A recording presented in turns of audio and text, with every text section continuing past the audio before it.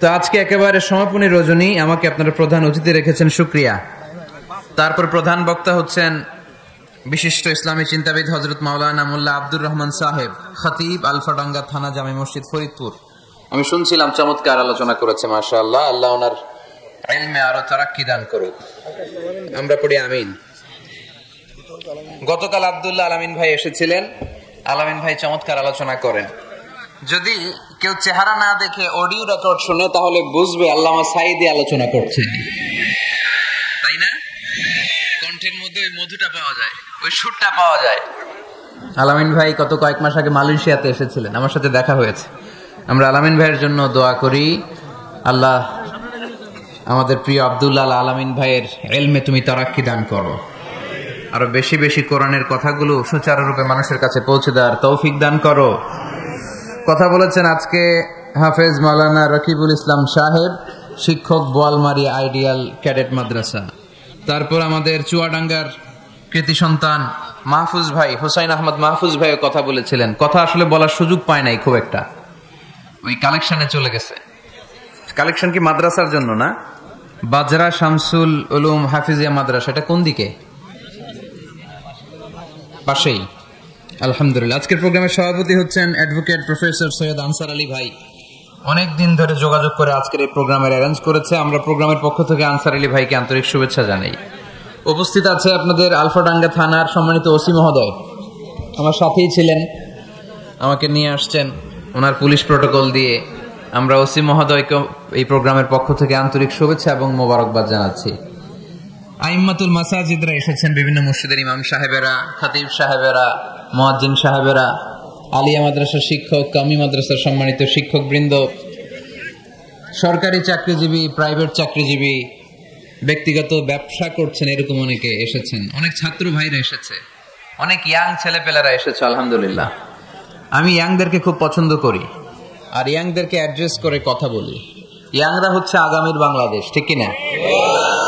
তোমাদের অনেক দায়িত্ব, অনেক কিছু করতে হবে তোমাকে। তোমাদের দিকে তাকিয়ে আছে বাংলাদেশ, তুমি বাংলাদেশ, তোমাকেই খুঁজছে বাংলাদেশ, ঠিক কিনা? এজন্য নিজেকে প্রতিষ্ঠিত করার জন্য প্রতিযোগিতা করতে হবে। কি করতে হবে? প্রতিযোগিতাতে নামতে হবে, ভালো কাজের প্রতিযোগিতা। ইয়াংরা করবে কি কাজের প্রতিযোগিতা? তাআওয়ানু আলাল বিররি ওয়াত তাকওয়া ওয়ালা তাআওয়ানু আলাল ইসমি ওয়াল উদওয়ান। ভালো কাজের প্রতিযোগিতা করো, কল্যাণমূলক কাজের প্রতিযোগিতা করো। ফাস্তাবিকুল খায়রাত, জনকল্যাণমূলক কাজের প্রতিযোগিতা করতে আল্লাহ তাআলা আমাদেরকে আহ্বান করেছেন। কিন্তু আমরাও প্রতিযোগিতা করি, এগুলার না, দুনিয়া কামানোর প্রতিযোগিতা, ঠিক কিনা? কে হবে মাসুদ রানা, ওইটার প্রতিযোগিতা আছে না নাই? ফরিদপুরে ঢুকে নাই বোধহয় এগুলা। কিছুদিন আগে শুনলাম যে প্রতিযোগিতায় নামতেছে ইয়াং ছেলেরা, কি হইতে চায়? হ্যাঁ, মাসুদ রানা। এরপরে বোনেরাও কম না, ওনারা নামে বিশ্ব সুন্দরীর প্রতিযোগিতায়। এরপর এখন ছোট ছোট বাচ্চারাও নেমে যায় খুদে গান রাস, আছে না নাই? না, ফাস্তাবিকুল খায়রাত, আমরা ভালো কাজের প্রতিযোগিতা করব। সো তোমাদের উপর পুরো বাংলাদেশ তাকিয়ে আছে। আমাদের অনেক পপুলেশন, হিউজ পপুলেশন। এই জনসংখ্যাকে যদি আমরা জনশক্তিতে রূপান্তরিত করতে পারি তাহলে আগামীর বাংলাদেশ হবে উজ্জ্বল বাংলাদেশ, ডিজিটাল বাংলাদেশ, ঠিক কিনা? আল্লাহ আমার এই 56,000 বর্গমাইলের বাংলাদেশকে তুমি কবুল করে নাও। সম্মানিত সুধী, আমি আর অতিরিক্ত কথা না বাড়িয়ে সরাসরি মহাবিশ্বের মহাবিশ্বয় মহাগ্রন্থ আল কোরআন আল কারীমের তাফসীরের দিকে চলে যাচ্ছি। আমি আপনাদের খেদমতে সূরাতু আল ইনশিরাহ থেকে তেলাওয়াত করেছি। এই সূরা থেকে কিছু কথা আজকের এই চমৎকার সন্ধ্যায়, চমৎকার রজনীতে আপনাদের সামনে পেশ করব। আমরা পড়ি ইনশাআল্লাহ। এখন আপনারা যেরকম চুপচাপ নিরিবিলি শেষ পর্যন্ত এরকম থাকবেন। আমার ঘড়িতে এখন বাজে 10টা বেজে 15 মিনিট। কয়টা পর্যন্ত থাকবেন? সারা রাত। আপনারা থাকেন, আমার একটু যাওয়ার ব্যবস্থা করে দিয়েন এদিক দিয়ে আমার এক্সিট করে দিলে হবে। তো আমরা খুব লম্বা চড়া কথা বলবো না। সূরাতু আল ইনশিরাহ, সূরাতু আল ইনশিরাহ। কোরআনের কোন কোন নুসখায় এই সূরাটাকে বলা হয় সূরাতু আশ-শারহ, কোথাও আশ-শারহ, কোথাও আল ইনশিরাহ। ইনশিরাহ মানে প্রশস্ত করে দেয়া। এমন ভাবে ইসলামের সত্যতাকে আল্লাহ তাআলা আপনার সামনে তুলে ধরবে ইসলামের জন্য আপনার হৃদয়টা প্রশস্ত হয়ে যাবে। অথবা এই সূরার নাম সূরাতু আশ-শারহ। শারহ মানে কি, কে বলতে পারে দেখি? শারহ মানে কি? হ্যাঁ, ব্যাখ্যা, বিশ্লেষণ। শারহ মানে ব্যাখ্যা করা, বিশ্লেষণ করা। ইসলামটাকে আল্লাহ তাআলা বিশ্বনবীর কাছে এমন ভাবে তুলে ধরেছেন, ইসলামটা বিশ্বনবীর হৃদয়ে একেবারে ক্রিস্টাল ক্লিয়ার হয়ে গিয়েছে, একেবারে ব্যাখ্যা হয়ে গিয়েছে। সুবহানাল্লাহ পড়ে। শারহ দেখবেন অনেক তাফসীরে শারহ আছে, হাদিসে শারহ আছে। যেমন উমদাতুল কারি আলা শারহিল বুখারী, বুখারীর শরহ। তারপর ফাতহুল মুনঈম আলা শারহি মুসলিম, তুহফাতুল আহওয়াজি আলা শারহি তিরমিজি। এই হাদিসের কিতাবগুলো শরহ হয়, ব্যাখ্যা হয়। সো আল্লাহ তাআলা বিশ্বনবীর কাছে এমন ভাবে ইসলামটাকে তুলে ধরেছেন, ইসলামটা বিশ্বনবীর কাছে ক্রিস্টাল ক্লিয়ার। তারাকতুকুম আলা মাহাজ্জাতিন বাইদা, জলজলে সূর্যের মতো ইসলামকে আমাদের কাছে রেখে গিয়েছেন বিশ্বনবী। চিল্লায় কোন ঠিক কিনা? আজকে আমরা দেখব কিভাবে এই সূরার মাধ্যমে বিশ্বনবীর হৃদয়টাকে আল্লাহ তাআলা একেবারে পরিচ্ছন্ন করে দিলেন। তো সূরাতুল ইনশিরাহ এটি কোরআনের সূরার ধারাক্রম অনুসারে 94তম সূরা। কততম? আমি প্রশ্ন করলে একটু আওয়াজ করে উত্তর করা লাগবে, পারা যাবে? এই সূরাটা 94তম সূরা।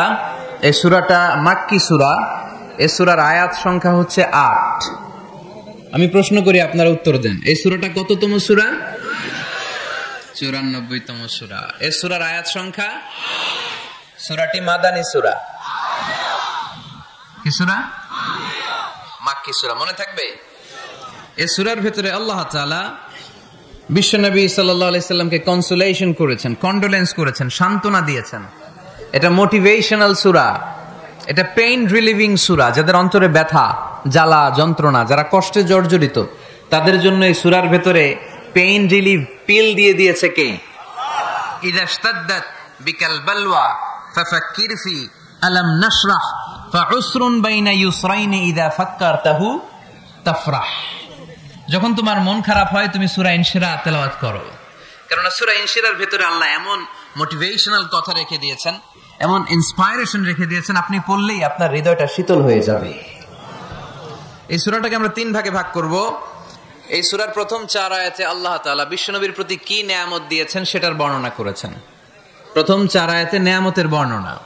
তারপরের 2 আয়াতে বিশ্বনবীকে দিয়েছেন সান্ত্বনা, আর শেষ 2 আয়াতে দিয়েছেন দিক নির্দেশনা। খেয়াল করে শুনেন, প্রথম 4 আয়াতে তিনি দিয়েছেন নেয়ামতের বর্ণনা, পরের 2 আয়াতে তিনি দিয়েছেন আমার প্রিয় নবীকে সান্ত্বনা, আর শেষ 2 আয়াতে তিনি বিশ্বনবীকে দিয়েছেন নির্দেশনা। দেখি মনে রাখতে পেরেছেন কিনা? প্রথম 4 আয়াতে নেয়ামতের বর্ণনা, পরের 2 আয়াতে সান্ত্বনা, শেষ 2 আয়াতে দিক নির্দেশনা। তার মানে প্রথম 4 আয়াতে মার্সি এন্ড দ্য বাউন্টিজ, পরের 2 আয়াতে condolence and consolation, and finally শেষ 2 আয়াতে গাইডলাইন। তো আসুন আমরা দেখি কি সান্ত্বনা দিল, কি নিয়ামতের বর্ণনা দিল। আল্লাহ বললেন, আলাম নাশরাহ লাকা সাদরাক, নবী হে, আমি কি আপনার হৃদয়কে উন্মোচিত করে দেইনি?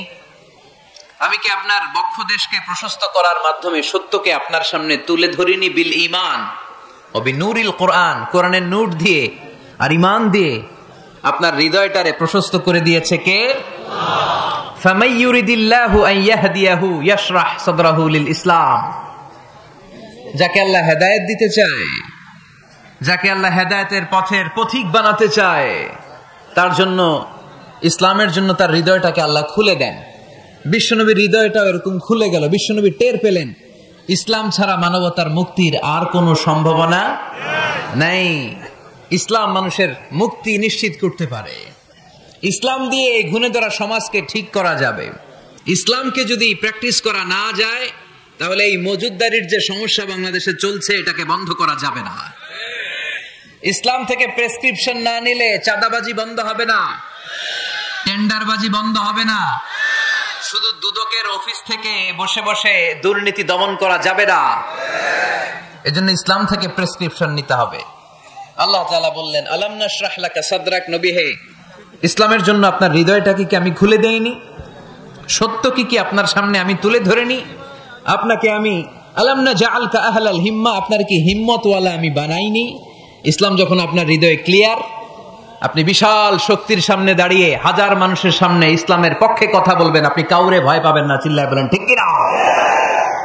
এজন্য আল্লাহ বললেন আলাম নাশরাহ লাকা সাদরাকা ওয়া ওয়াদা'না আনকা বিজরাকাল্লাযী আনকাদা যাহরাক ওয়া রাফা'না লাকা যিকরাক। সুবহানাল্লাহ পড়েন। নবী, আপনার হৃদয়টাকে আমি ইসলামের জন্য প্রশস্ত করে দিয়েছি। আপনি একেবারে সুনিশ্চিতভাবে বুঝতে পেরেছেন, জানতে পেরেছেন যে মানব সমস্যার সমাধান আছে শুধু ইসলামের ভেতরে। কিসের ভেতরে? এজন্য আমাদেরকে ইসলাম মানতে হবে। কি মানতে হবে? ইসলাম মানবো কতক্ষণ দেহে প্রাণ থাকে? ইসলাম মানবো কোনখানে? সবখানে। উত্তর দেন। ইসলাম মানবো কতক্ষণ দেহে প্রাণ থাকে? ইসলাম মানবো কোনখানে? রাজি আছেন নাকি ভাগাভাগি করবেন? কিছু ইসলাম, কিছু মন মতো। মসজিদ, মাহফিল, মাদ্রাসা ইসলাম, আর গোটা দুনিয়াটা মন মতো। এরকম ভাগাভাগি করা যাবে না। খবরদার। ইসলাম মানবতার মুক্তির সোপান। বিশ্বনবী এটা নিশ্চিত হলেন। বিশ্বনবীর হৃদয়টারে উজালা করে দিল কে? আলাম নাশরাহ লাকা সাদরাক। হে নবী, আপনার হৃদয় কি আমি খুলে দেইনি? হৃদয় খুলে দেয়া মানে হৃদয়ের মধ্যে হিম্মত তৈরি করে দেয়া। সাইয়েদনা মূসা আলাইহিস সালাম এই দোয়াটা আল্লাহর কাছে করেছিলেন, রব্বি শরাহলি সাদরি ওয়া ইয়াসসিরলি আমরি। আল্লাহ, আমার কাজ সহজ করেন, আমার হৃদয়টারে আপনি খুলে দেন। সাইয়েদনা মূসা আলাইহিস সালাম আল্লাহর কাছে চেয়েছেন আল্লাহ যেন হৃদয় খুলে দেয়, কিন্তু আমার নবী চাওয়ার আগেই আমার নবী হৃদয়টারে খুলে দিয়েছে কে? আল্লাহ। আবার অনেক মুফাসসিরিনে ইকরাম বলেছেন এখানে শারহে সাদর দ্বারা শাক্কু সাদর উদ্দেশ্য, মানে সিনা চাক।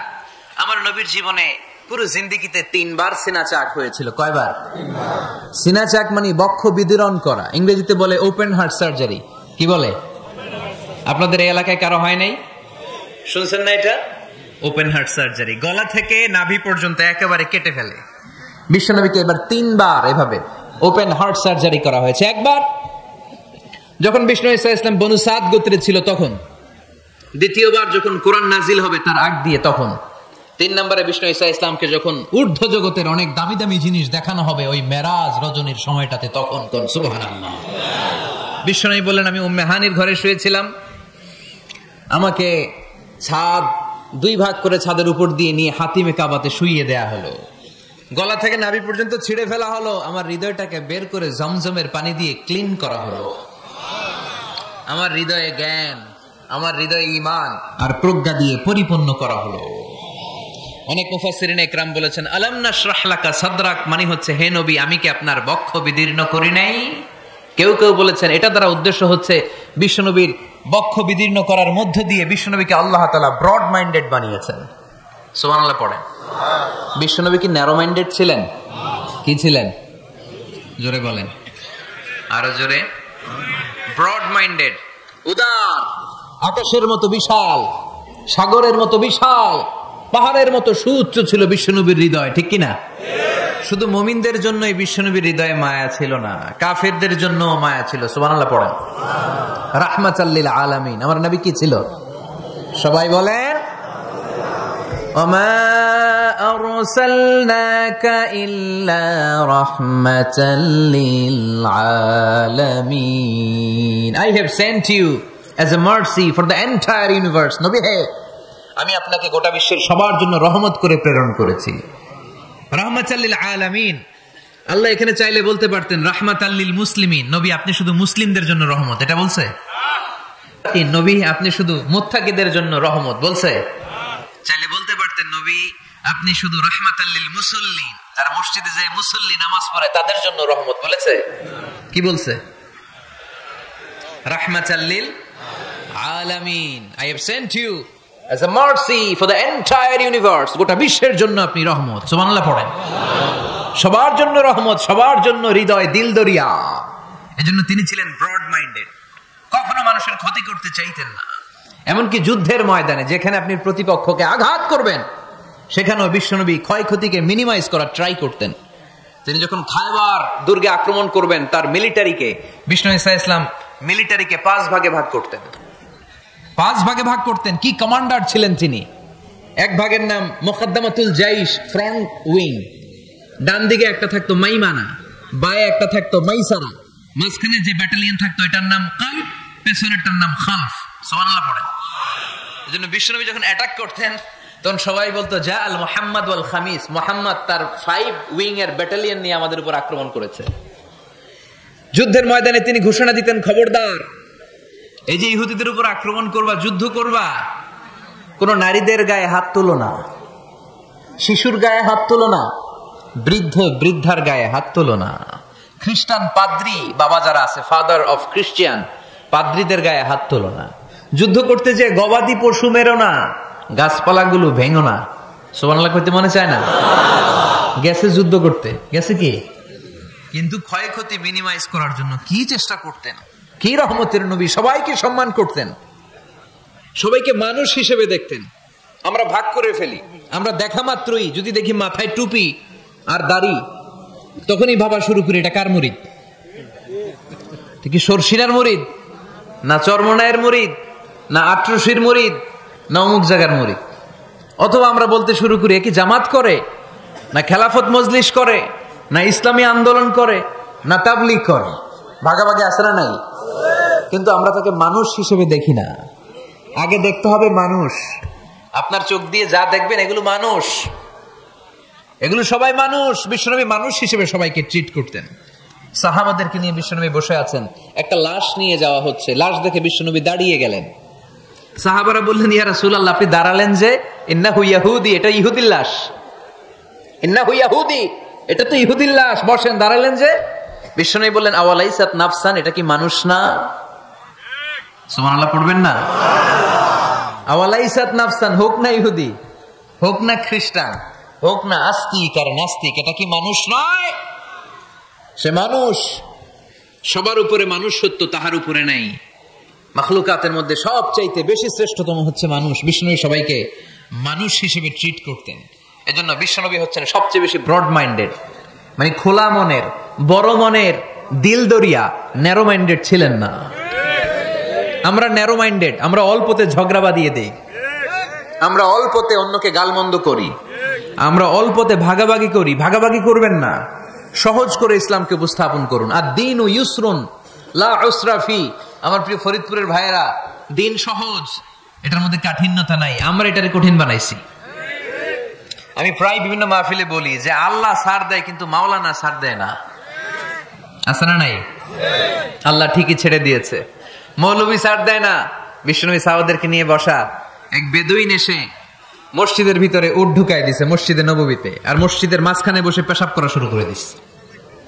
আপনাদের এখানে ফরিদপুরের সবচেয়ে বড় মসজিদ কোনটা? কি নাম? এই কেন্দ্রীয় জামে মসজিদের ভিতরে যদি এক হিন্দু ঢুকে পেশাব শুরু করে, কি করবেন? হ্যাঁ, ওই কয় কোবাইলাম, তো আবেগে ওরে পিটানো শুরু করবে সবাই। সাহাবারাও তাই শুরু করলেন, মারতে উদ্ধত হলেন। বিশ্বনবী বললেন, এই রাখো রাখো, ওরে পেশাব করতে দাও, পেশাব করতে দাও। এর কারণ, কেউ যখন ইউরিন পাস করে, স্টুল পাস করে, তখন এটা তাকে ধীরে সুস্থে করতে দিতে হয়। এজন্য টয়লেটে কেউ ঢুকলে জোরে বাড়ি দিবেন না।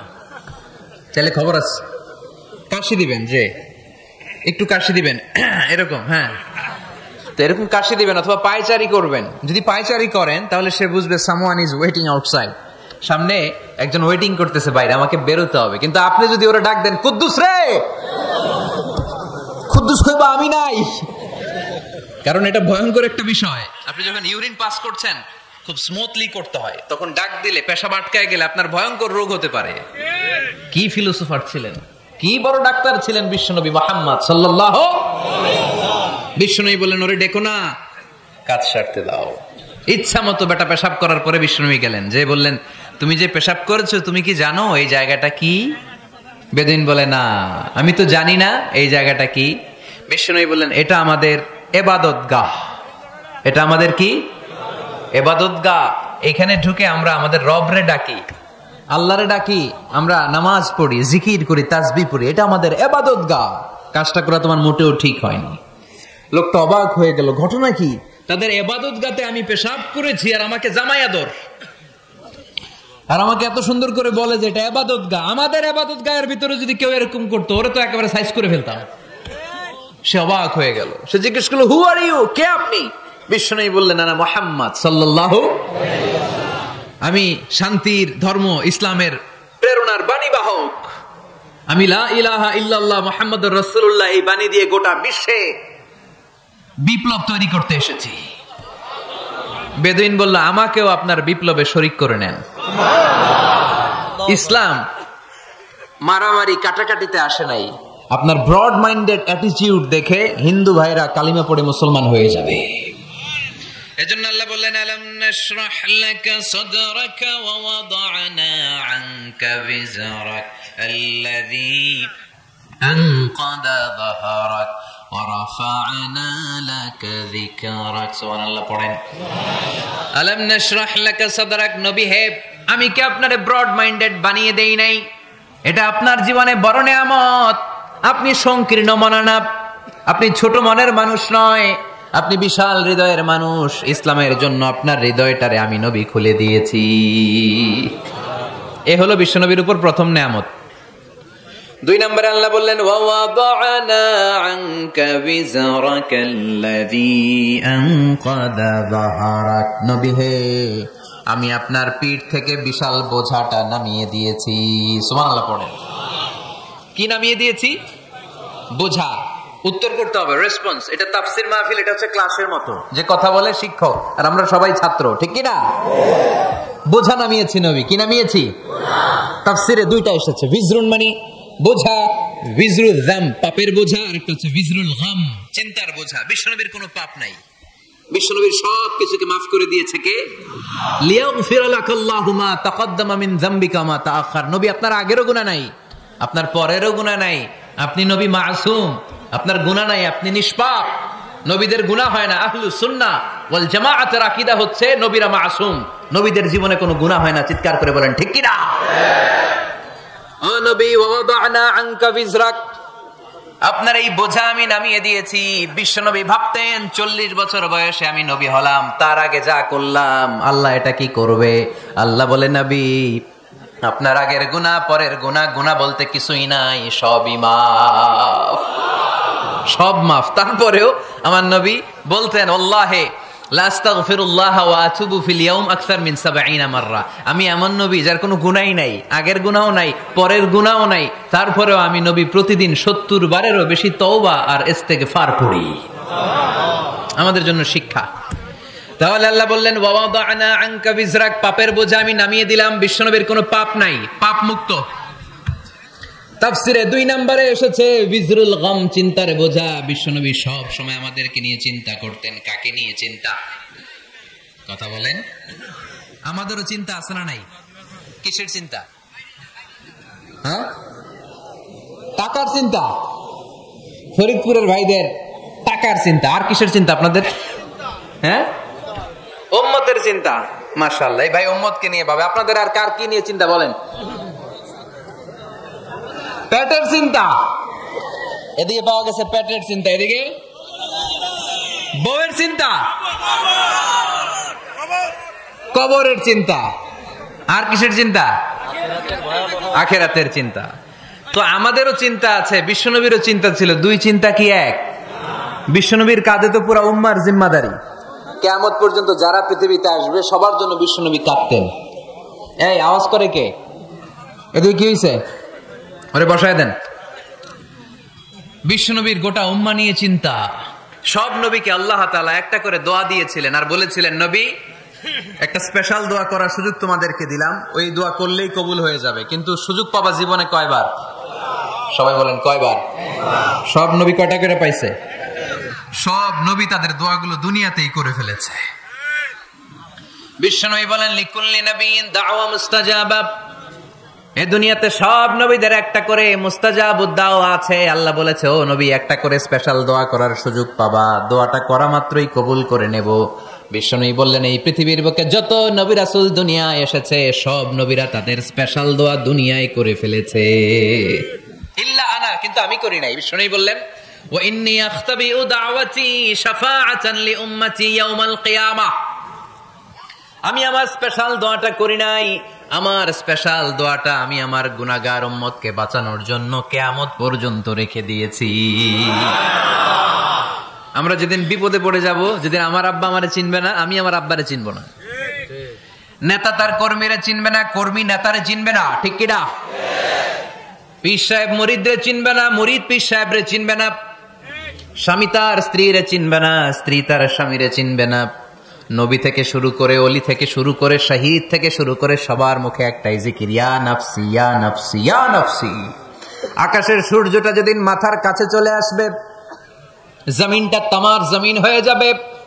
সূর্যের তাপে মাথার মগজগুলো ভাতের মাড়ের মতো গলে গলে নাকের ছিদ্র কানের ছিদ্র দিয়ে টপ টপ করে বেয়ে বেয়ে নিচে পড়বে। ওই কঠিন দিনে কেউ কাউরে চিনবে না। বিষ্ণু বললেন, ওই দোয়াটা আমি দুনিয়ায় করি নাই, আমি বদরের যুদ্ধে মার খেয়েছি, উহুদের যুদ্ধে দাঁত ভেঙেছি, আমি না খেয়ে পেটে পাথর বেঁধেছি। আমি যদি ওই দিন দোয়া করতাম, আল্লাহ দোয়া কবুল করে নিত, জান্নাতি খাবার দিয়ে দিত, আমার মায়ের খাওয়া লাগতো না, তায়েফে আমার রক্ত ঝরতো না, দোয়া করলেই কবুল। কিন্তু ওই দোয়াটা আমি দুনিয়ায় করি নাই। ওই দোয়াটা আমার জন্য, আপনার জন্য, আমাদের জন্য বিশ্বনবী জমা রেখে দিয়েছে। এজন্য বিশ্বনবীর চিন্তা আর আমাদের চিন্তা এক চিন্তা না, বিশ্বনবীর পুরা উম্মতের চিন্তা। কিয়ামত পর্যন্ত যত মানুষ আসবে সবাই আমার উম্মত, না জানি তাদের নসিবে কি হয়ে যায়। এই চিন্তার বোঝা বিশ্বনবীকে কাবু করে ফেলেছিল। আল্লাহ বললেন, নবী নো টেনশন, কোনো টেনশন নাই, আপনার এই চিন্তার বোঝাকে আপনার পিঠ থেকে আমি আল্লাহ নিজ দায়িত্বে সরিয়ে নিলাম। এজন্য আল্লাহ বললেন, আলাম নাশরাহ লাকা সাদরাকা ওয়া ওয়াদা'না আনকা বিজরাক আল্লাযী আনকাদা যাহরাক। যেই চিন্তার বোঝা আপনাকে কষ্ট দেয়, যেই চিন্তার বোঝা আপনারে পেরেশান করে তোলে, আপনার পিঠ থেকে ওই চিন্তার বোঝা নবী আমি সরিয়ে নিলাম। কি দিয়ে সরিয়ে নিল? কোরআনের আলো দিয়ে। আওয়াজ করে বলতে হবে, কি দিয়ে? বিশ্বনবী মক্কায় দেখতেন মূর্তির পূজা হয়, আল্লাহর ঘরের ভিতরে 360টা মূর্তির পূজা। বিশ্বনবী দেখতে পেলেন দুর্বলের উপরে সবলের অত্যাচার, বিশ্বনবী দেখতে পেলেন নারীদেরকে অত্যাচার করা হয়। কন্যা সন্তান হলে বাবা তার মেয়েটাকে নিয়ে জঙ্গলের ভেতরে ঢুকে কিংবা মরুভূমির ভেতরে যে জীবিত দাফন করে দেয়। ওয়াইদাল মাউউদাতু সুইলাত ওয়াদুল বানাত। বিশ্বনবী এগুলো দেখতেন চারপাশে, দেখে এই পথহারা জাতিকে কিভাবে উদ্ধার করবেন, কি দিয়ে উদ্ধার করা যায়, এই টেনশনে বিশ্বনবীর পিঠ বাঁকা হয়ে গিয়েছিল। উপমা বাঁকা হয়ে গিয়েছিল, বিশ্বনবী সব সময় পেরেশান থাকতেন। আল্লাহ বললেন, নবী টেনশনের দরকার নাই, হেরা গুহায় এমন একটা নূরের আলো দিয়ে আমি আপনারে আলোকিত করব, যার মাধ্যমে সব পেরেশানি দূর হয়ে যাবে। আলাম নাশরাহ লাকা সাদরাকা ওয়া ওয়াদা'না আনকা বিজরাক আল্লাযী আনকাদা যাহরাক। আপনাকে পেরেশান বানিয়ে দেয় এরকম সব চিন্তার বোঝা আমি আল্লাহ সরিয়ে নিলাম। সুবহানাল্লাহ। দুইটা নেয়ামত শুনলাম, এবার 3 নম্বর নেয়ামত। আল্লাহ বললেন, ওয়া রাফা'না লাকা যিকরাক। এই আয়াতটা মুখস্থ করতে হবে আজকে, আমার সাথে সাথে পড়েন, ওয়া রাফা'না লাকা যিকরাক। সবাই বলেন নাই, পড়েন, ওয়া রাফা'না লাকা যিকরাক ওয়া রাফা'না লাকা যিকরাক। নবী হে, আপনার সম্মানকে আমি আকাশচুম্বী করেছি। I have dignified your status high and high, the highest peak. আপনার মর্যাদা উঠাতে উঠাতে আকাশ বাতাস ছাপিয়ে সাতাকাশ কাঁপিয়ে আরশের উপরে নিয়ে গিয়েছি। আপনার মর্যাদা আমার পরপরই, স্রষ্টার পরে পুরো সৃষ্টিকুলের উপরে বিশ্বনবীর মর্যাদা আছে না নাই? এজন্য আল্লাহ বললেন, ওয়া রাফা'না লাকা যিকরাক। ও নবী, আপনার মর্যাদা সম্মান আমি আকাশচুম্বী করেছি। আপনার সুনাম সুখ্যাতি মান মর্যাদা আমি গোটা বিশ্বে ছড়াইয়া দেব। আজ যখন নাজিল হলো, কাফেররা হাসতে শুরু করলো। কাফেররা বলে, মোহাম্মদ বেটা বলে কি, ও জানে বাঁচবে কিনা ওইটাই তো সন্দেহ। আমরা যেই ষড়যন্ত্র পাকাচ্ছি, ও জানে বাঁচবে কিনা সে এটাই সন্দেহ। তার নাম গোটা বিশ্বে ছড়াবে কি করে আমরা দেখে নেব। আল্লাহ বলেন, তোরা আমার নবীর সুনাম সুখ্যাতি ছড়ানোর ব্যাপারে বাধা তৈরি করবি, তোরা আমার নবীর ব্যাপারে অপপ্রচার চালাবি, তোদের অপপ্রচারকেই আমি আমার নবীর প্রচার মাধ্যম বানিয়ে দেব। তোরা করবি অপপ্রচার।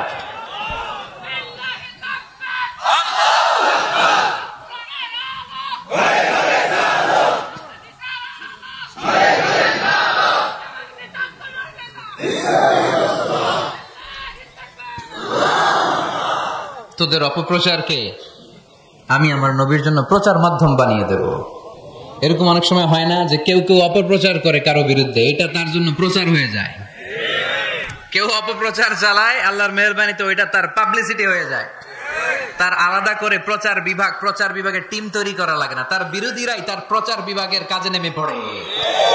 বিশ্বনবী বললেন তোরা, আল্লাহ বললেন তোরা আমার নবীর সুনাম সুখ্যাতিকে থামাবি, তোদের মাধ্যমে আমি বিশ্বনবীর সুনাম সুখ্যাতি গোটা বিশ্বে বুলন্দ করে দেব। আবু জাহেল ঘোষণা দিল, খবরদার, হজের মৌসুম, হাজী সাহেবরা গোটা বিশ্ব থেকে আসবে, আমার দলের কর্মীরা তোরা যেটা করবি সেটা হচ্ছে হাজীদের কাছে যে বলবি মক্কায় নতুন এক পাগল আসছে, নতুন এক জাদুকর আসছে, নাম মোহাম্মদ। নাউজুবিল্লাহ পড়বেন না? খবরদার হাজী সাহেবেরা, এই পাগলের কাছে যেও না। সব হাজীরা গোটা বিশ্ব থেকে এসে মক্কার মিনা প্রান্তরে তাঁবুর ভিতরে ঢুকেছে, আর আবু জাহেলের টিম মেম্বাররা সব তাঁবুর ভিতরে উকি মাইরা কয়, খবরদার, নতুন পাগল আইছে। সবাই কয় নাম কি? কয় মোহাম্মদ। নতুন পাগল এসেছে, নাম মোহাম্মদ। নতুন জাদুকর এসেছে, তার নাম মোহাম্মদ।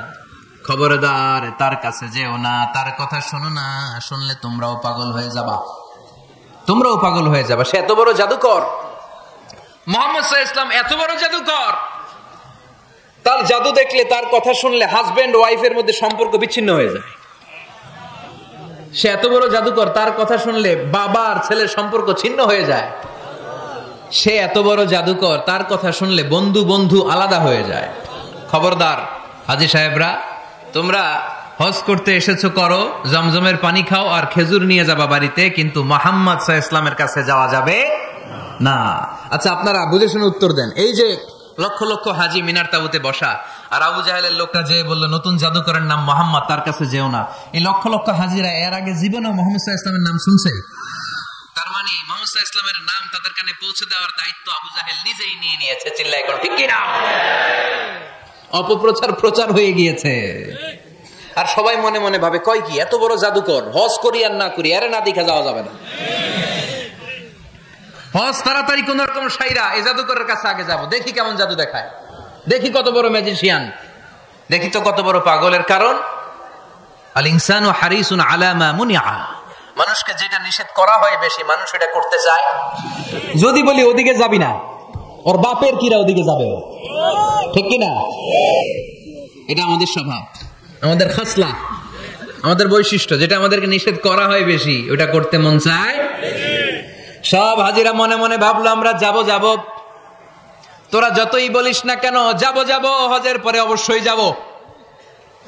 দেখা গেল হজের পরে বিশ্বনবী মুহাম্মদুর রাসূলুল্লাহ সাল্লাল্লাহু আলাইহি ওয়াসাল্লামের বাড়ির সামনে বিশাল বড় গ্যাদারিং শুরু হয়েছে। সবাই লাইন ধরে দেখা করতে গেছে। দেখা করতে যে বিশ্বনবীর চেহারা দেখে প্রথম নজরে সব পাগল। চাঁদের চেয়ে সুন্দর তুমি নবী আমার কামলিওয়ালা, চাঁদের চেয়ে সুন্দর তুমি নবী আমার কামলিওয়ালা, দু জাহানের বাদশাহ তুমি প্যারা নবী সাল্লে আলা, দু জাহানের বাদশাহ তুমি প্যারা নবী সাল্লে আলা, চাঁদের চেয়ে সুন্দর তুমি নবী আমার কামলিওয়ালা। সুবহানাল্লাহ পড়েন। এত সুন্দর চেহারা, বিষ্ণু ঈসা ইসলামের চেহারার মতো এরকম চেহারার মানুষ পৃথিবীতে আছে? দ্বিতীয়টা, অনেকে বলে সাইয়েদনা ইউসুফ আলাইহিস সালামের চেহারা নাকি বেশি সুন্দর। সুন্দর ঠিক, কিন্তু আমার নবীর চাইতে বেশি নয়। বিষ্ণু বলতেন আনা মালিহুন ওয়া আখি ইউসুফু সাবিহুন, আমার ভাই ইউসুফ হচ্ছে সাবিহ, সাবিহ মানে সাদা সুন্দর ধবধবে, আর আমি হচ্ছে মালিহ, মালিহ মানে এসেছে মিলহন থেকে, মিলহন মানে লবণ, মানে লাবণ্যময় সুন্দর। আমার ভাই ইউসুফ নবী সাদা সুন্দর, আমি লাবণ্যময় সুন্দর। কোনটার দাম বেশি? লাবণ্যময় সুন্দরের দাম বেশি। সাইয়েদনা ইউসুফ আলাইহিস সালামের চেহারা দেখে মিশরের মেয়েরা লেবু কাটতে যে বা কমলা কাটতে যে, আনার কাটতে, কমলা কাটতে যে আঙ্গুল কেটে ফেলেছিল। কোরআন তার সাক্ষী। ওয়া কাত্তা'না আইদিয়াহুন। আম্মা জান আয়েশা রাদিয়াল্লাহু তাআলা আনহা যখন এই ঘটনা শুনেছেন, তিনি মিশরের মেয়েদেরকে ডাক দিয়ে বলেছেন, ও মিশরের মেয়েরা, তোমরা ইউসুফ নবীর সৌন্দর্য দেখে লেবু কাটতে যে আঙ্গুল কেটেছো, আমার স্বামী প্যারা নবী মুহাম্মদ রাসূলুল্লাহর চেহারা যদি তোমরা দেখতা, তাহলে লেবু কাটতে যে আঙ্গুল নয়, কলিজাটা কেটে টুকরা টুকরা করে দিতা।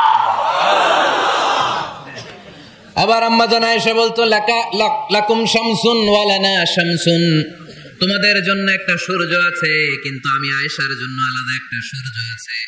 তোমাদের সূর্যটা প্রতিদিন সকালবেলা পূর্ব আকাশে উদিত হয়ে গোটা দুনিয়াটারে আলোকিত করে দেয়। আর আমার সূর্যটার নাম হলো মুহাম্মদ সাল্লাল্লাহু আলাইহি ওয়াসাল্লাম। মসজিদে নববীতে এশার নামাজের পরে আমার সূর্যটা আমার ঘরে উদিত হয়।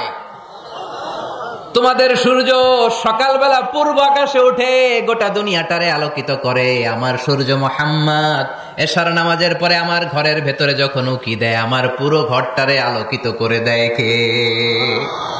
এত সুন্দর চেহারা ছিল, ওনার চেহারার নূর দিয়ে হারানো সুই খুঁজে পেয়েছে বিশ্বনবীর স্ত্রীরা। চিল্লায় এখন আল্লাহু আকবার। বিশ্বনবীর চেহারা সৌন্দর্যের সাথে কারো সৌন্দর্যের কোনো মিল হবে? No comparison with our beloved prophet Muhammad সাল্লাল্লাহু আলাইহি ওয়াসাল্লাম। Whether it's the fitness, whether it's the appearance, whether it's the status, no comparison with our prophet. এটা ফিটনেসের দিক থেকে হোক, এটা চেহারার সৌন্দর্যের দিক থেকে হোক, এটা কণ্ঠস্বরের ঝংকারের দিক থেকে হোক, সম্মান আর মর্যাদার দিক থেকে হোক, আমার নবীর সম্মানের ধারে কাছেও সম্মান পৃথিবীর কারো হতে পারে না। চিল্লায় বলেন ঠিক কিনা? এজন্য আল্লাহ বললেন ওয়া রাফা'না লাকা যিকরাক, নবী আপনার সম্মান বাড়াতে বাড়াতে আমি আকাশচুম্বী করেছি। লোকজন সব যে বিশ্বনবীর দরবারে লাইন ধরেছে, হাজিরা সব বিশ্বনবীর কাছে, যে চেহারা দেখেই কুপকার, বাকি জিনিস তো পরে। অনেকে আছে না, চেহারা দেখলেই মানুষ পাগল হয়ে যায়, আছে না নাই? চেহারা দেখেই পাগল, চেহারা দেখেই পাগল। তারপর তারা মিলাতে লাগলো। মিনার তাবুতে আবু জাহেলের কর্মীরা ঘোষণা দিয়েছিল এলাকায় মুহাম্মদ নামে পাগল এসেছে। তারা মিলায়ে দেখে না, এই মহামানব কোনোদিন পাগল হতে পারে না, কারণ পাগলের চুলগুলো থাকে উস্কো খুস্কো, ঠিক কিনা? আমার নবী সাল্লাল্লাহু আলাইহি ওয়াসাল্লামের চুল উস্কো খুস্কো ছিল? কত সুন্দর চুল আঁচড়ে রাখতেন, জাইতুনের তেল দিতেন, আতর ঢেলে মাথার শীতের মধ্যে ঢেলে দিতেন, কপাল বেয়ে বেয়ে পড়তো, আর যেখানে সেজদা দিতেন সেজদার জায়গা আতরের ঘ্রাণে আমোদ হয়ে যেত। হাতের তালুতে পারফিউম মাখতেন, আর মানুষের সাথে মুসাফা করলে যার সাথে মুসাফা তার হাতের সাথে নবীর ব্যবহৃত পারফিউমের ঘ্রাণ ছুটে যেত। এত পরিচ্ছন্ন ছিলেন। তারা বিশ্বনবীর চেহারার সাথে আবু জাহেলের বক্তব্যের মিল খুঁজে পায় না। তারা বলে না, এই লোক কখনো পাগল হতে পারে না। পাগলের চুল থাকে উস্কো খুস্কো, জামা থাকে ছিঁড়া ফাড়া, গায়ের মধ্যে থাকে ময়লা। পাগল কখনো দাঁত মাজে না, কিন্তু বিশ্বনবীর মুচকি হাসির ফাঁক দিয়ে দাঁতের দিকে তাকালে মানুষগুলো সব পাগল হয়ে যায়। স্মাইল দিতেন বিশ্বনবী, স্মাইল, মুচকি হাসি, তাবাসসুম। বিশ্বনবীর মুচকি হাসি দেখলে মানুষ পাগল হয়ে যেত, পাগল পাড়া হয়ে যেত। তারা বলে না না, এই মহামানব তো কখনো পাগল হতে পারে না। আবার মিলাতে লাগলো। আবু জাহেলের কর্মীরা বলেছিল এটা নাকি বড় জাদুকর, কিন্তু তারা বলে না না, এ অসাধারণ লোকটা জাদুকরও হতে পারে না, সে তো কোনো মন্ত্র পড়ে না। জাদু করার জন্য মন্ত্র পড়ার দরকার আছে না নাই? বিষ্ণুনবী কি মন্ত্র পড়তো? বিষ্ণুনবী কি পড়ে শোনাতো? চিল্লায় বলেন, কি পড়ে শোনাতো?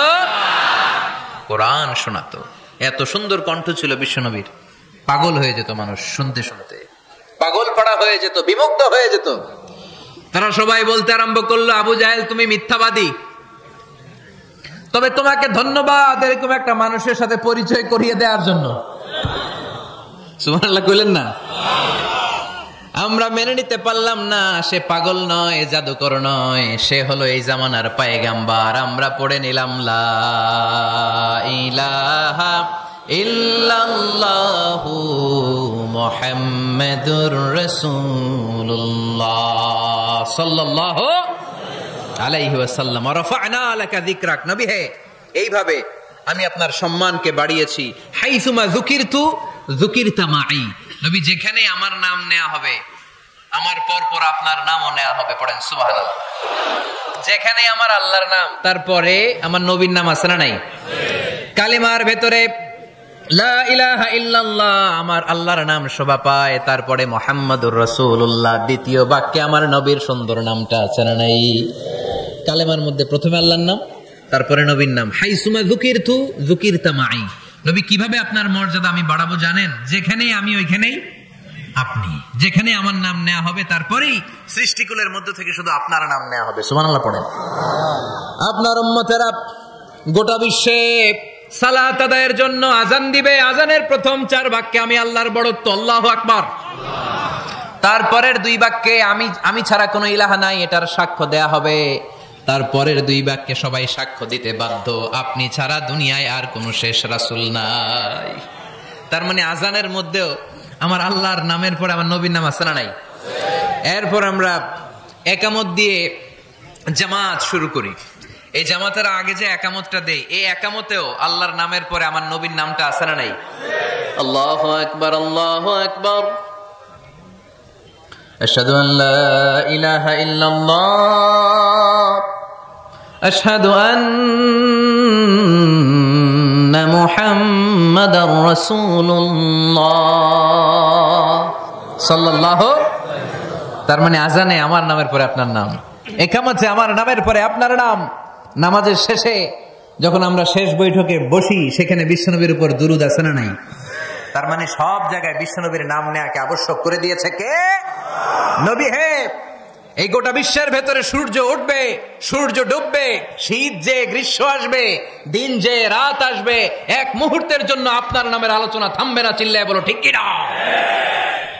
রাফা'না লাকা যিকরাক, I have dignified your status very high, very high, অনেক উপরে নিয়েছি। আকাশ বাতাস ছাপিয়ে, সাত আকাশ কাঁপিয়ে আরশ পর্যন্ত আমি আপনার মর্যাদাকে বুলন্দ করেছি। এই পৃথিবীতে যত আসমানি কিতাব এসেছিল, সবগুলো আসমানি কিতাবে বিশ্বনবীর নাম উল্লেখ করেছে কে? তার মানে তাওরাতের ভেতরে বিশ্বনবীর নাম আছে না নাই? ইনজিলে, জাবুর, সুহুফে ইব্রাহিম, সুহুফে মূসা, আল্লাযী ইয়াজিদুনাহু মাকতুবান ইনদাহুম ফিত তাওরাতি ওয়াল ইনজিল। ইহুদিরা খ্রিস্টানরা বিশ্বনবীর মানতে চাইতো না। তারা বলতো, মুহাম্মদ তোমার নাম তো আমাদের কিতাবে নাই। বিশ্বনবী বললেন পড়ো। তারা পড়তে পড়তে বিশ্বনবীর জায়গাটা লুকিয়ে রাখতো, যেখানে বিশ্বনবীর নাম ওরা এইভাবে ধরে রাখতো। বিষ্ণু সাল্লাল্লাহু আলাইহি ওয়াসাল্লাম এক সাহাবাকে বললেন, আমি তো ওদের ভাষা বুঝি না, তুমি ওদের ভাষা বুঝে দেখো কোন জায়গায় চোরামিটা করে। প্রতিটা কিতাবের প্রতিটা পাতায় পাতায় বিষ্ণুনবীর নাম আছে না নাই?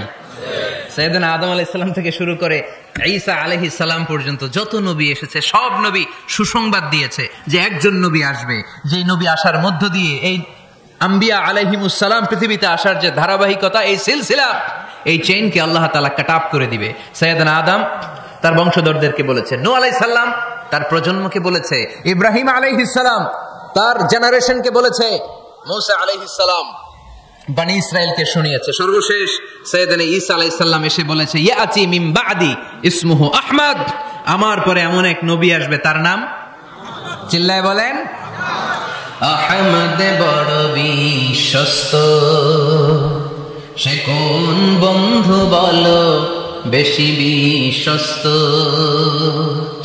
সে কোন বন্ধু বলো বেশি বিশ্বস্ত, কার কাছে মন খুলে দেয়া যায়, কার কাছে প্রাণ খুলে বলা যায়, হওয়া যায় অতি আশ্বস্ত, তার নাম আহমদ বড় বিশ্বস্ত। সুবহানাল্লাহ পড়ে, ইয়াতি মিন বাদি ইসমুহু আহমদ, আমার পরে এমন এক নবী আসবে তার নাম হবে আহমদ। এই নবীর পরে আর কোন নবী আছে? চিল্লায় বলেন, লা নবিয়্যা বাদি ওয়ালা রাসূলা, আমার পরে কোনো নবীও নাই, আমার পরে কোনো রাসূলও নাই। তবে আমার পরে যদি নবী হওয়ার যোগ্যতা কারো থাকে, আমার ওমরে ফারুক নবী হওয়ার যোগ্যতা রাখে। কোন নবী নাই, খাতামুন নবিয়্যিন, আমার পরে কোনো নবী নাই। তার মানে বিশ্বনবীর জীবনে 3 নম্বর নিয়ামত হলো রাফা'না লাকা যিকরাক, মর্যাদা আমি বাড়াতে বাড়াতে বাড়াতে বাড়াতে নবী অনেক উপরে নিয়েছি। আবার আল্লাহ আমাদেরকে ডেকে বললেন, ও ইমানদার বান্দারা শোনো, আমি স্বয়ং আল্লাহ তাআলা আমার ফেরেশতা বাহিনী নিয়ে এই নবীর উপরে স্বয়ং আমি দুরূদ পড়ি। ইন্নাল্লাহা ওয়া মালাইকাতাহু ইউসাল্লুনা আলান নবী ইয়া আইয়ুহাল্লাযীনা আমানু সাল্লু আলাইহি ওয়া সাল্লিমু তাসলিমা। পড়েন, আল্লাহুম্মা সাল্লি আলা মুহাম্মদ ওয়া আলা আলি মুহাম্মদ কামা সাল্লাইতা আলা ইব্রাহিম ওয়া আলা আলি ইব্রাহিম ইন্নাকা হামিদুম মাজিদ। আল্লাহুম্মা বারিক আলা মুহাম্মাদ ওয়া আলা আলি মুহাম্মাদ কামা বারাকতা আলা ইব্রাহিম ওয়া আলা আলি ইব্রাহিম ইন্নাকা হামিদুম মাজিদ। চিৎকার করে পড়েন সুবহানাল্লাহ। এমন নবী যে নবীর উপর আল্লাহ নিজেই দুরূদ পড়ে, ফেরেশতারা পড়ে, এজন্য আমাদেরও পড়ার দরকার আছে না নাই? আবার আল্লাহ বললেন, নবী আপনি এমন নবী যেই নবীকে আমি হাউজে কাউসার দিয়েছি, লক্ষ লক্ষ নবীদের কাউরে কিয়ামতের দিন আমি হাউজে কাউসারের মালিক বানাবো না, শুধুমাত্র কেবলমাত্র একমাত্র আপনি ছাড়া। ইন্না আ'তাইনাকাল কাউসার ফাসাল্লি লিরাব্বিকা ওয়ানহার ইন্না শানিআকা হুয়াল আবতার। সুবহানাল্লাহ পড়ে। এই হাউজে কাউসারের পানি খেতে চান, পান করতে চান? বিশ্বনবী না দিলে খাইতে পারবো আমরা? হাউজে কাউসার পান করতে চান কারা? হাত তুলে দেখান।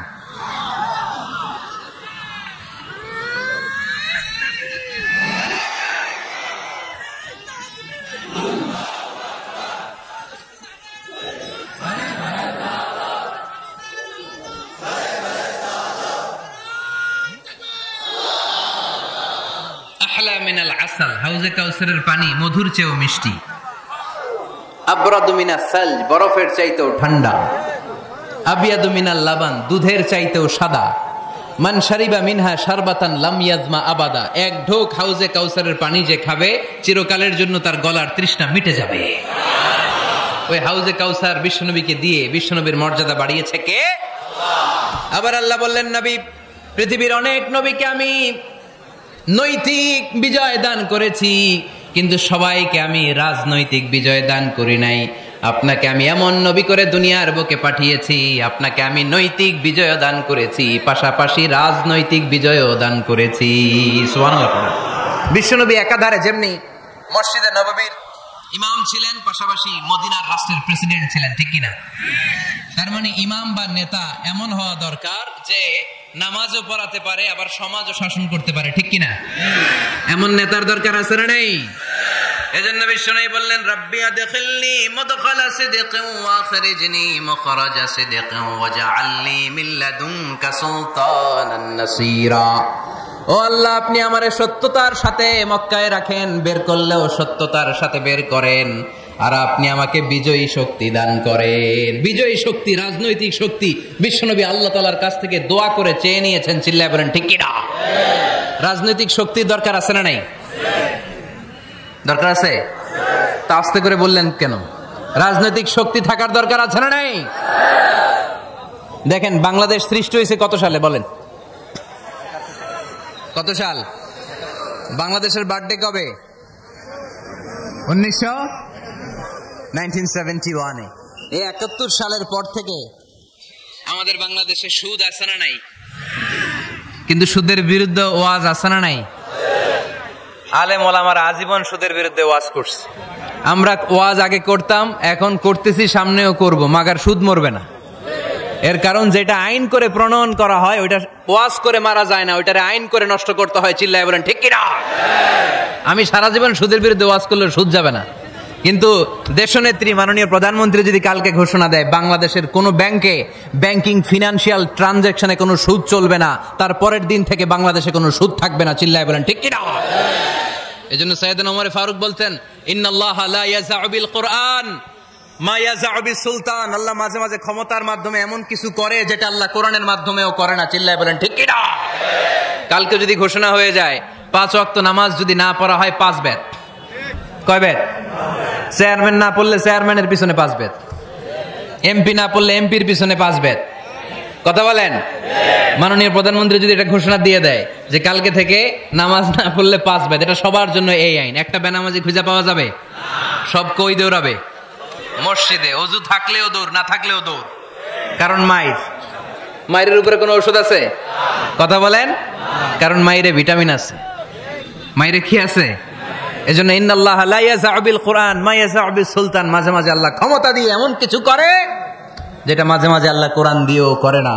এজন্য অনেক নবীকে নৈতিক বিজয় দান করলে বিশ্ব নবীকে শুধু নৈতিক বিজয় নয়, পাশাপাশি রাজনৈতিক বিজয়ও দান করেছে কে? তিনটা নিয়ামতের ঘোষণা দিয়ে আল্লাহ বললেন, আলাম নাশরাহ লাকা সাদরাকা ওয়া ওয়াদা'না আনকা বিজরাক আল্লাযী আনকাযা যাহরাক ওয়া রাফা'না লাকা যিকরাক। পড়েন সুবহানাল্লাহ। নবী হে, আপনার মর্যাদা আমি অনেক বাড়িয়েছি। আপনার কথা শুধু মুসলমানেরাই বলে না, হিন্দুরাও বলে, আছে না নাই? গতকাল এক হিন্দু ভাই আমার হাতে হাত রেখে শাহাদা বাক্য পাঠ করে গাজীপুরে মুসলমান হয়ে গেছে। বিশ্বনবীর কথাগুলো যখন তারা শোনে, তারা নিজেদেরকে ধরে রাখতে পারে না। আপনারা মহাত্মা গান্ধীর নাম শুনেছেন? তিনি ভারতের অবিসংবাদিত নেতা। বিশ্বনবীর ব্যাপারে কমেন্ট করেছেন যে এরকম নেতা পৃথিবীতে আর দ্বিতীয়টা কখনো হবে না। মহাত্মা গান্ধী কি মুসলমান না হিন্দু? গোটা বিশ্বের খ্রিস্টানরা বিশ্বনবীকে নিয়ে এখন মাতোয়ারা। মাইকেল এইচ হার্ট খ্রিস্টান, একটা বই লিখে গোটা বিশ্ব কাঁপিয়েছেন, দি 100 ranking of the most influential people and person in the world. পৃথিবী কাঁপানো 100 জন মনীষীর জীবনী নিয়ে একটা বই তিনি করেছেন। এই 100 জন মনীষীর জীবনীর মধ্যে যাকে নাম্বার 1 তিনি করেছেন, তিনি হচ্ছেন আমার নবী, আপনার নবী, পেয়ারা নবী, বিশ্বনবী মুহাম্মদুর রাসূলুল্লাহ সাল্লাল্লাহু আলাইহি ওয়াসাল্লামের। মাইকেল এইচ হার্ট কি মুসলমান? সে একজন খ্রিস্টান। তার মানে ওয়ারাফা'না লাকা যিকরাক, বিশ্বনবীর সম্মান শুধু আমাদের মুখ দিয়ে প্রচারিত হয় না, ইহুদি, খ্রিস্টান, বৌদ্ধদের মাধ্যমেও বিশ্বনবীর সম্মানকে বাড়িয়ে দিচ্ছে কে? I have studied him, the wonderful man, in my opinion far from being antichrist, and he must be called the savior of humanity. খ্রিস্টানরা বলছে আমরা এই মুহাম্মাদের জীবনী গবেষণা করে পড়েছি, তাকে খ্রিস্টান বিরোধী বলা তো দূরের কথা, তাকে মানবতার ত্রাণকর্তা বলতে হবে। তিনি গোটা বিশ্বের জন্য সুপারম্যান হয়ে পৃথিবীতে এসেছে। As a father, as a teacher, as a lawgiver, as a lawmaker, Muhammad is the superman of the world. স্বামী হিসেবে, পিতা হিসেবে, নেতা হিসেবে, নবী হিসেবে মুহাম্মদ ইসলাম সাধারণ কোনো মানুষ নয়, তিনি গোটা বিশ্বের জন্য সুপারম্যান হয়ে পৃথিবীতে আগমন করেছে। ওয়ারাফা'না লাকা যিকরাক। নবী, দুশ্চিন্তা করবেন না, টেনশন করবেন না, আমি আপনার সম্মানকে বাড়িয়ে দেব। এই তিনটা নিয়ামতের বর্ণনা সূরা ইনশিরাহের ভিতরে বর্ণনা করলেন কে? এরপরে রাব্বুল আলামিন বিশ্বনবীকে নিয়ামতের বর্ণনার ঘটনা শুনিয়ে বিশ্বনবীকে সান্ত্বনা বাণী শোনাচ্ছেন আর পড়ছেন, ফা ইন্না মা'আল উসরি ইউসরান, ইন্না মা'আল উসরি ইউসরা। নবী গো, নিশ্চয়ই কষ্টের পরে আছে আনন্দ, দুঃখের পরেই আছে সুখ। সুবহানাল্লাহ। কষ্টের পরে আনন্দ, দুঃখের পরে। The struggle isn't permanent in our life. দুঃখ কষ্ট এটা আমাদের জীবনে পার্মানেন্ট না, এটা সাময়িক। আচ্ছা, আওয়াজ করে উত্তর দেন তো, এক বছরে কয়দিন আপনাদের ফরিদপুরে? কয়দিন? 365 দিন। গত 365 দিনে না খেয়েছিলেন কয়দিন? 20 দিন, 30 দিন। তার মানে অল্প কিছুদিন না খেয়েছিলাম, সারা বছরই খেয়েছিলাম, ঠিক কিনা? আচ্ছা, তো 365 দিনে অসুস্থ ছিলেন কয়দিন? 4-5 দিন, কিংবা 20 দিন, কিংবা 1 মাস, কিংবা 56 দিন, কিংবা 65 দিন। তার মানে বাকি 300 দিন আরামে ছিলাম কি ছিলাম না? তার মানে আমাদের জীবনে দুঃখ বেশি না আনন্দ বেশি? সুখ বেশি না কষ্ট বেশি? এজন্য আল্লাহ বললেন, খবরদার, মুমিন কখনো হেরে যায় না, মুমিনের হারাবার কিছু নাই। মুমিনের জীবনে যদি আনন্দ আসে, মুমিন শুকরিয়া করে, শুকরিয়া করলে সওয়াব আছে না নাই? আর মুমিনের জীবনে যদি দুঃখ আসে, মুমিন সবর করে, ধৈর্য ধরে, ধৈর্যেও সওয়াব আছে না নাই? তাহলে আমাদের সব দিক দিয়েই চলা। আনন্দের দিনগুলাতে শুকরিয়া করব, আর দুঃখের দিনগুলাতে ধৈর্য ধরবো, দুইটার মধ্যে সওয়াব আছে না নাই? এজন্য বিশ্বনবী বললেন, আজাবান লি আমরিল মুমিন, মুমিনের বিষয়টা খুবই আশ্চর্যের। ফাইন আসাবাতহু সাররাউন শাকারা, মুমিন যদি আনন্দে থাকে সে শুকরিয়া করে, শুকরিয়া করলে লাভ আছে না নাই? ওয়াইন আসাবাতহু দাররাউন সাবারা, আর দুঃখে পড়লে সে সবর করে, ধৈর্য ধরে, ধৈর্য ধরলে সওয়াব আছে না নাই? তার মানে আমাদের হারাবার কিছু আছে। মাঝে মাঝে আল্লাহ আমাদেরকে দুঃখ কষ্ট দিয়ে পরীক্ষা করতে চান, এগুলো আমাদের জন্য খারাপ নয়। এই দুঃখ কষ্ট বিপদ আমাদের কোমরকে সোজা করে, আমাদের পায়ের মাটিকে শক্ত করে। চিল্লায় বলেন ঠিক কিনা? প্রতিকূল পরিবেশে কিভাবে বাঁচতে হয় এই দুঃখ কষ্ট আমাদেরকে শিখায়। এজন্য মুমিন বান্দার বৈশিষ্ট্য হচ্ছে দুঃখ কষ্ট বেদনা, জ্বালা, এগুলোতে সে আপসেট হয় না, সে হাল ছেড়ে দেয় না, সে ভরসা রাখে একজনের উপর। চিল্লায় বলতে হবে, তিনি কে? কারণ মুমিন জানে রাত্রি যত গভীর হয় অন্ধকার তমানিসা ভেদ করে সুবহে সাদিক হয়। মুমিন জানে গর্ভবতী নারীর পেটের ব্যথা যেই দিন বাড়তে থাকে ওই দিনই নতুন মেহমান আগমনের সময় ঘনাতে থাকে। মুমিন জানে তার জীবনে দুঃখ, কষ্ট, বিপদ যত বাড়তে থাকে সুখের দিন কাছে আসতে থাকে। এজন্য মুমিনের হারাবার কিছু নেই। ফাইন্না মাআল উসরি ইউসরা, ইন্না মাআল উসরি ইউসরা। নবী, হ্যাঁ, কষ্টের পরেই আছে আনন্দ, দুঃখের পরেই আছে সুখ। আপনি সমস্যায় পড়েছেন, ওই সমস্যার সমাধানও আছে না নাই? এই পৃথিবীতে এমন কোন সমস্যা আছে যেটা সমাধান নাই? কথা বলেন। সমস্যা তৈরি করেছে কে? আবার সমাধানও দিয়েছে কে? Allah doesn't create a lock without its key. আল্লাহ কখনো চাবি না বানাইয়া ওইটার তালা বানায় নাই। কথা কন। তালাও যেহেতু আছে, ওই তালার চাবিও বানিয়েছে কে? মা আনজালাল্লাহু দাআন ইল্লা আনজালাল্লাহু লাহু শিফা। আল্লাহ দুনিয়ায় এমন কোন রোগ পাঠায় নাই যেই রোগের ঔষধ বানায় নাই, এমন কোন রোগ নাজিল করে নাই যেই রোগের কোন চিকিৎসা বানায় নাই, হয়তো সেটা আবিষ্কার হয় নাই। অনেকে ক্যান্সারের কথা বলতে পারেন যে হুজুর ক্যান্সার এমন রোগ, এই ক্যান্সার তার নাই কোনো অ্যান্সার, কিন্তু বিজ্ঞানীরা বলতেছে এটারও অ্যান্সার আবিষ্কৃত হচ্ছে। সুবহানাল্লাহ কইবেন না? কিছু কিছু ক্ষেত্রে হয়েও গিয়েছে। এজন্য দুঃখের পরেই আছে সুখ, কষ্টের পরেই আছে আনন্দ। এই দুনিয়াটাই এরকম, কষ্টের পরই আনন্দ। দেখবেন তারাবির নামাজ 20 রাকাত পড়তে কষ্ট লাগে না? কোমরে ব্যথা, হাঁটুতে ব্যথা, কিন্তু 20টা রাকাত যখন শেষ করে মসজিদ থেকে বের হই একটা আনন্দ আছে না নাই? কষ্ট করে পরীক্ষার জন্য প্রিপারেশন নিলেন আপনি কয়েক মাস, কিন্তু ফলাফল যখন ভালো হয় তখন একটা আনন্দ আছে না নাই? সারাদিন রোজা রাখলেন রমজানে, কি কষ্ট, তৃষ্ণায় গলা ফেটে যায়, কিন্তু ইফতারির সময় যখন রুহাবজা শরবতটা খাই কেমন লাগে? একটা আনন্দ আছে না নাই? এজন্য আল্লাহ বললেন ফাইন্না মাআল উসরি ইউসরান, ইন্না মাআল উসরি ইউসরা। ও নবী, কষ্টের দিন মক্কায় অল্প কিছু দিন, মদিনাতে আনন্দের দিন অপেক্ষা করছে। আমাদের জীবনে যদি দুঃখ কষ্ট আসে আমরা ধৈর্য ধরবো, তাওয়াক্কুল করবো একজনের উপর, তিনি কে? কারণ আমরা বিশ্বাস করি কষ্টের দিন এটা চিরকালের জন্য নয়, সামনে আনন্দের দিন আমাদের জন্য সেট করে রেখেছে কে? তাহলে আমরা সূরাতুল ইনশিরাহ থেকে 3টা নিয়ামতের বর্ণনা শুনলাম, বিশ্বনবীকে কি সান্ত্বনা দেয়া হলো সেটা শুনলাম। এবার 2টা গাইডলাইন শুনে তাফসীর আমরা শেষ করব। শুনতেছেন? কষ্ট হচ্ছে? উঠা বসা করতেছেন কেন?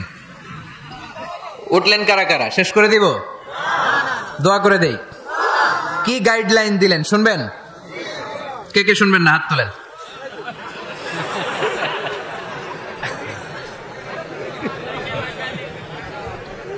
কষ্ট হইতেছে? গরম লাগতেছে না? আমিও ঘামতেছি আপনাদের সাথে সাথে। অনেক গ্যাদারিং হয়ে গেছে। আসেন আল্লাহর নামে 3টা তাকবীর দেই, তারপর কোন 2টা গাইডলাইন তিনি বিশ্বনবীকে দিলেন ওই নির্দেশনা বাণীটুকু শুনে আজকে আমরা বিদায় নেব। আওয়াজ করে পড়তে হবে লিল্লাহে তাকবীর, লিল্লাহে তাকবীর, লিল্লাহে তাকবীর। গাইডলাইন নাম্বার 1, ফাইদা ফারাগতা ফানসাব। নবী আপনি যখন অবসর হন আপনি ইবাদতে মশগুল হন। ফানসাব ফিল ইবাদা, তাফসীর ইবনে কাসিরে এসেছে আপনি ইবাদতে মশগুল হন যখন আপনি অবসর পান। অবসর আল্লাহর দেয়া বড় নেয়ামত, এটা বিশ্বাস করেন? অবসর কিন্তু নেয়ামত। আমরা অনেকেই অবসর সময়কে কাজে লাগাই না, কিন্তু অবসর চলে যাওয়ার পরে যখন ব্যস্ত হয়ে পড়ি তখন বলি হায় রে, অবসরটা যদি কাজে লাগাইতাম।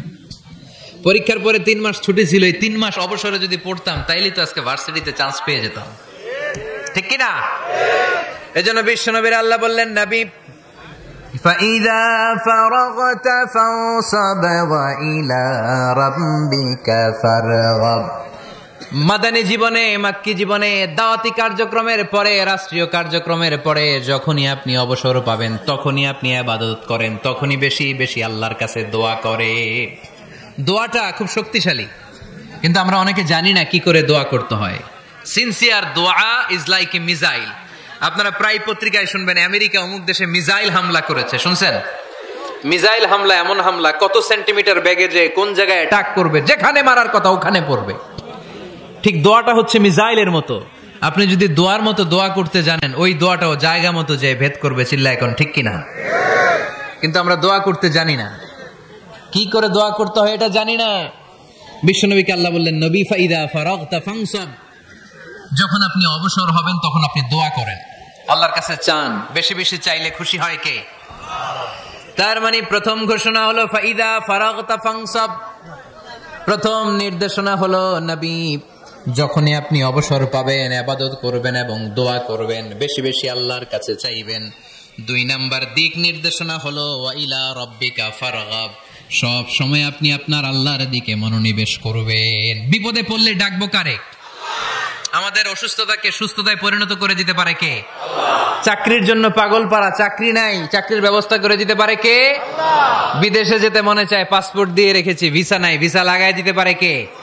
কিন্তু আমরা দুঃখ কষ্ট বেদনা কিছু একটা হইলেই সবার আগে আল্লাহরে শেয়ার করার আগে ফেসবুকে শেয়ার মেরে দিই। আছে না নাই? আপনাদের ফেসবুক অ্যাকাউন্ট আছে নাকি? কার কার আছে দেখি?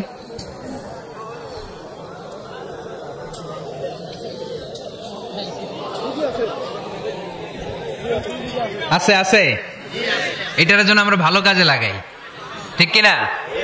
আপনি চাইলেই এমন ভাবে ফেসবুক ফ্রেন্ড লিস্ট করতে পারেন যারা ভালো ভালো জিনিস শেয়ার করে, যারা মোটিভেশনাল জিনিস শেয়ার করে, ইসলামের পক্ষে কথা বলে। আপনার এক একটা শেয়ারে অনেকের জীবন বেঁচে যেতে পারে, ঠিক কিনা? একজন মুমূর্ষু রোগীকে বাঁচাতে রক্তের প্রয়োজন, রক্তের গ্রুপ এ পজিটিভ। যারা রক্ত দান করতে আগ্রহী তারা এই নাম্বারে যোগাযোগ করুন। ফেসবুকে মাঝে মাঝে এরকম নিউজ আসে না নাই? আপনি just you put down in share, শেয়ারের মধ্যে একটা পুট করে দিলেন, একটু শেয়ার মেরে দিলেন, ছড়িয়ে পড়লো হাজার হাজার ফেসবুক ফ্রেন্ডদের কাছে। তাদের অনেকে ব্লাড দিতে আগ্রহী, সে তাড়াতাড়ি যে সেখানে ব্লাড ডোনেট করে আসলো। আপনার একটা শেয়ারের কারণে বেঁচে গেল অনেকগুলো প্রাণ। চিল্লা এখন, ঠিক কিনা? রক্তদানের মতো শ্রেষ্ঠ ইবাদত হতে পারে? আমরা মনে করি শুধু জিকিরি ইবাদত, আমরা মনে করি শুধু নামাজি ইবাদত।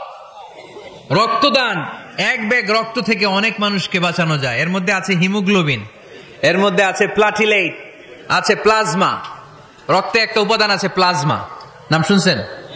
আগুনে পোড়া রোগীকে বাঁচাতে এই প্লাজমা লাগে। হসপিটালের বার্ন ইউনিটে যেয়ে দেখবেন মানুষ কিভাবে চিল্লায়।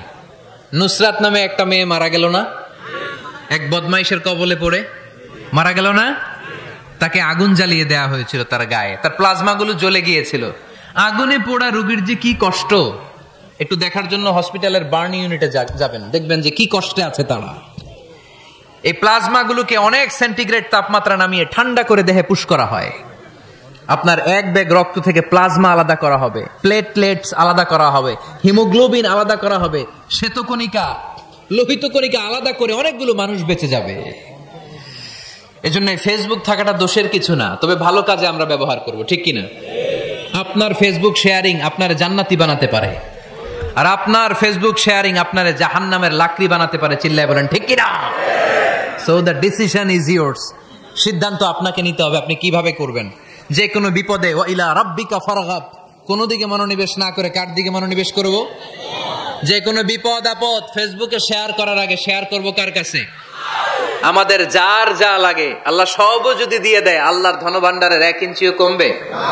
হাদিসে কুদসিতে আল্লাহ বললেন, লাউ আন্না আউওয়ালাকুম ওয়া আখিরাকুম ওয়া ইনসাকুম ওয়া জিন্নাকুম, পৃথিবীর সব জিন, পৃথিবীর সব মানুষ বিশাল মরুভূমিতে দাঁড়িয়ে যদি আমার কাছে চাইতে শুরু করে, আল্লাহ এটা দাও, ওটা দাও, ওটা দাও, আমি আল্লাহ তোমাদের সব চাহিদাও যদি মিটিয়ে দেই, আমি আল্লাহর ধনভাণ্ডারের 1 ইঞ্চিও কমবে না। এজন্য চাইবো কার কাছে? বিপদে আপদে ভরসা করব কার কাছে? আর অবসর গুলোকে কাজে লাগানোর দরকার আছে না নেই? স্বাবলম্বী হওয়ার চেষ্টা করার দরকার আছে না নেই? ফাইন্না মাআল উসরি ইউসরা, ইন্না মাআল উসরি ইউসরা। নবী হে, কষ্টের পরেই আছে সুখ, দুঃখের পরেই আছে আনন্দ। সব সময় মানুষের সময় একরকম কাটে না। এজন্য আমরা তাওয়াক্কুল করতে চাই একজনের উপর, তিনি কে? আল্লাহ আমাদের সবাইকে কথাগুলো বুঝার ও আমল করার তৌফিক দান করুক। আমরা পড়ি আমিন।